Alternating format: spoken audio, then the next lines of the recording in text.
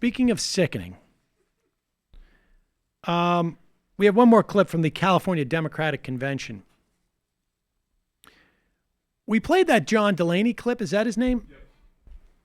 That is now the third time I've probably said John Delaney's name. He's been whining on Twitter all day, actually. I bet. Now, I wondered when John Delaney got up there, and I still wonder about this. This doesn't make any sense to me. And, Brendan tried to explain it to me.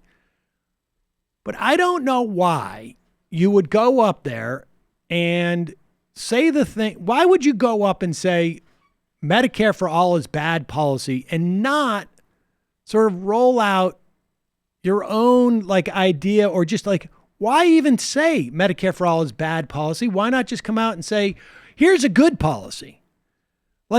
As if there is a big, it just seems to me to be tin earism. Even if the vast majority of California Democrats in that room are not socialists, are not socialist friendly, although I think you probably are not following California Democratic politics very well if you're not aware that at least some of the more vocal people are, at the very least, would see that as some type of knock on Bernie.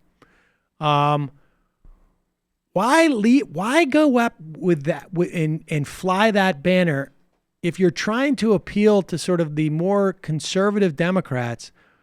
Are they really do you really need to that's the way you burnish those credentials? It seems very strange to me. The only other reason I could think is it's the only way they get attention. It's one of the things that you learn with kids. Absolutely the only reason we're ever talking about them. Everybody's doing the thing where they just redefine Medicare for all to be what they want it. Yeah, it's a attention economy, and that is literally. I mean, why else would we ever talk about Hickenlooper or Delaney? They're terrible politicians. They have bad policy. They're unfathomably boring. Why would we? And so here is Hickenlooper trying to get on the majority report. Socialism is not the answer. I was reelected in a purple state in 2014, one of the worst years for Democrats in a quarter century.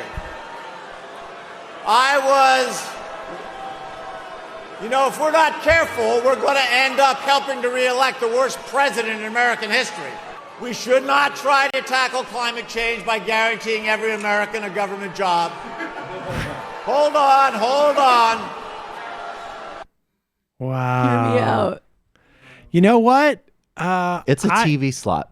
Well, that's what it is. He's going to get 1% of the vote, but he wants another talking head job. Yeah, maybe that's what it is. But maybe he believes that, but his it sounds like he's more suited to run for something in Colorado. Now John from San Antonio, don't get mad at me. But I mean, it's just, I just don't understand this.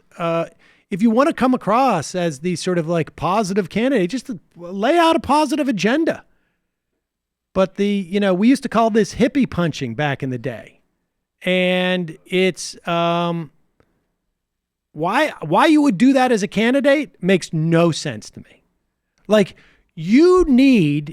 argument is, we need to appeal to as many people as possible. So I'm going to stand out there and argue that bunch of you, I'm going to start my speech saying that we need to get as many people as possible by dissing some of you.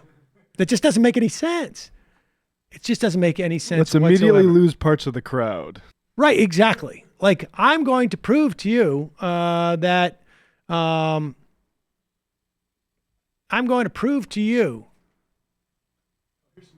Yeah, here's more Hickenlooper. I just said. It's just striking to me though, because they're doing a bad version of the famous bad thing that Bill Clinton did to humiliate Jesse Jackson with Sister Soldier, but that was actually I'm just not talking morally here, but it's one thing to symbolically take on a powerful individual like Jesse Jackson that represents something. Bill Clinton didn't just go up there and say, "Oh yeah, and by the way, fuck the Rainbow Coalition. You people suck." He did I mean, that's just bizarre. I don't see the root of even if you're challenging an audience to say, I'd like your vote. You're all a bunch of idiots. And Right. I have totally different values than But it's you. also, it's even more specific than that. It's like, you shouldn't call people idiots, you idiots. Yeah, This like, is a guy who doesn't do politics well. Here he is on Chris Hayes' program. Bringing people together, right? The question I always ask is like, what sort of magic do you have, or what trick have you figured out that everyone else hasn't, right? Barack Obama, I think everyone agrees, is, whether they liked him substantively or not, one of the most talented politicians in recent memory, had a huge mandate, had huge majorities, right? And Mitch McConnell basically did everything he could to obstruct him. Like, in what universe does John Hickenlooper not encounter the same problem? Well, I think that in part it's who I am. I'm probably the one person running for president that never ran for student council in high school or college. Wait a second. Do you really think like your personality is such that Mitch McConnell is going to bring stuff up to a vote because of who you are? No. Mitch McConnell is the exception. And when we took on the NRA and they wouldn't compromise... He's a powerful exception. He controls one of the two legislative branches of the United States Congress. I understand that. And you certainly have to go talk to him just so that the people that follow him and respect him wouldn't feel diminished. But in the end, you've got to do what you've got to do to get stuff done. And I think, both as a small business person, I spent 17 years as an entrepreneur and a small business person, you learn different skills of negotiation and you build relationships in ways that other people don't. Look at Tip O'Neill and Ronald Reagan. They hated each other at first, right? They were at each other's throats, and yet in the end, over a period of time, they came to know each other and they got big things done. Right, but Tip O'Neill and Ronald Reagan, and my colleague in the hour previous wrote a whole book about this. It's a very good book. I'd recommend. It's just a different political era, right? The polarization of the two parties hasn't settled in. You still got Southern Democrats who are sort of traditionally conservative. There's all sorts of structural things in 30 years that have changed, and I think the argument that people on the other side of this sort of debate have, right, is that if you go into these structurally polarized politics thinking with a 1983 model, you're going to get the floor wiped with you. Yeah, I'm not using that model. I'm using the model of human nature. And when I ran for mayor in 2003, the suburban mayors were mostly Republicans, and they hated the city of Denver. Yeah, forget it. I can't again. nature. Please. Good for Chris Hayes in just sort of like just very politely saying, like, you've got to be kidding me. Well, the only part that wasn't polite was when he really emphasized the like, hey, you're 1983. He couldn't even give him 1990s concept of how the world. But the two things that I thought were great there, besides the obvious, was that one, was the, well, I am white subtext. And then the second one was, did you see with like the tiniest bit of prodding?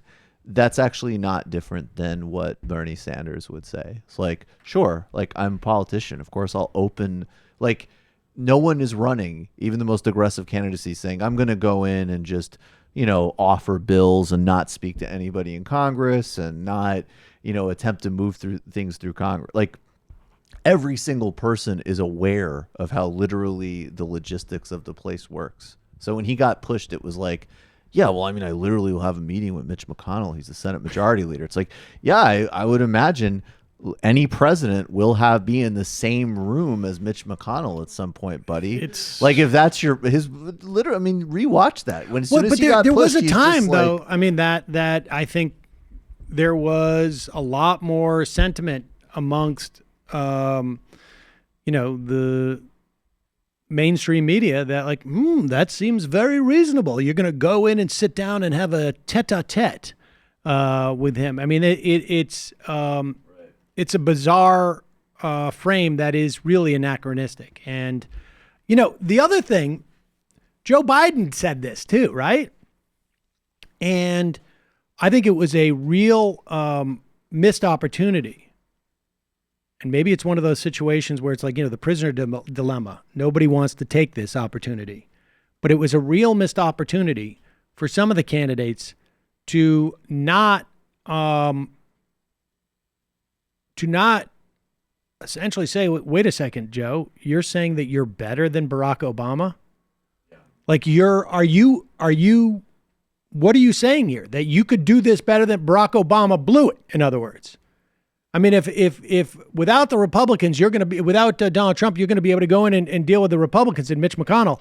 So you're saying that Barack Obama was bad at it, just because that's one of the two things that I think has to happen for Joe Biden to drop in the polls. One, and maybe not even need to be separated, cleaved from Barack Obama, but to a certain extent, and he has to be shown as being vulnerable. And they should find this clip specifically of Harry Reid going right to the edge of, after praising Obama, I think in very authentic terms, because, you know, Reid's a conservative Democrat. He had some disagreements with Obama, but he said Obama's the best president I ever worked with, I believe was the quote.